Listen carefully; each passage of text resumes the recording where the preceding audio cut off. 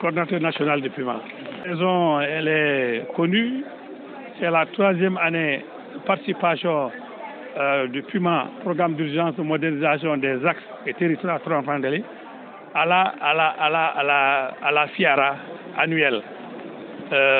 Ceci à travers des personnes, des femmes notamment, qui sont résidentes des zones frontalières, qui réalisent beaucoup de choses avec le PUMA dans le domaine de l'agriculture et le développement. Au PUMA, nous formons justement avec tout zones, que ce soit l'agriculture, que ce soit l'élevage,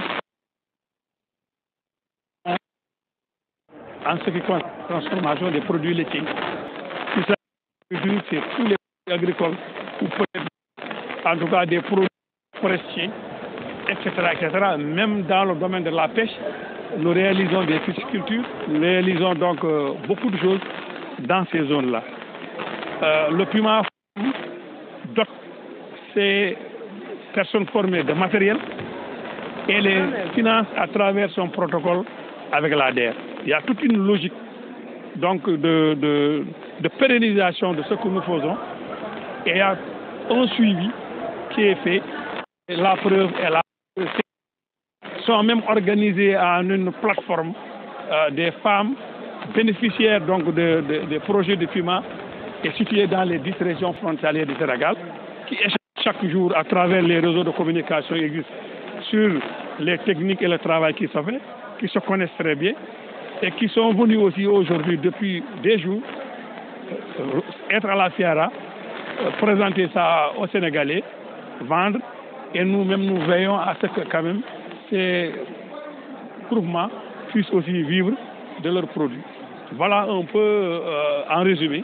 Voilà, vous avez vu il y a 2 jours le Conseil des ministres. Il y a eu un communiqué,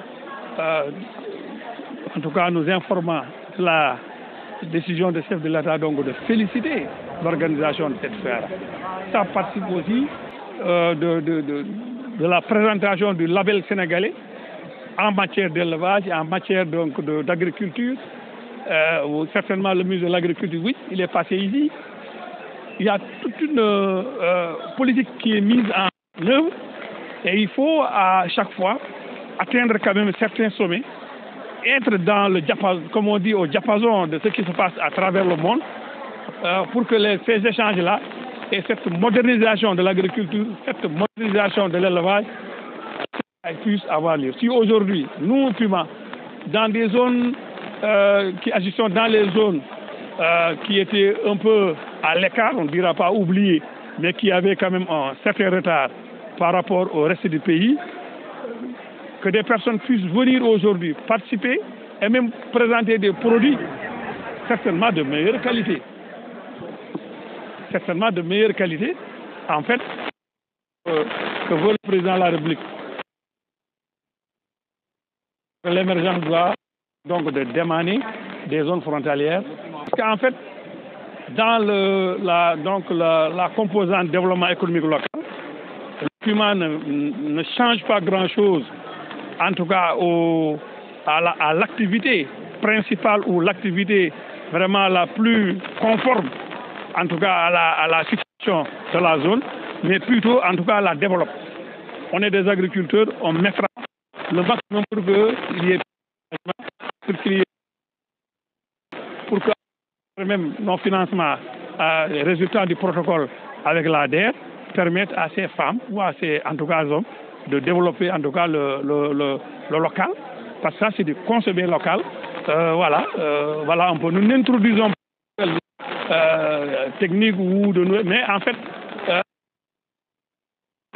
là qui nous permet en tout cas de multiplier par 10 en tout cas ce que le quotidien qui était là, qui était peut-être moribond, qui était peut-être au ralenti. Voilà le rôle du PUMA.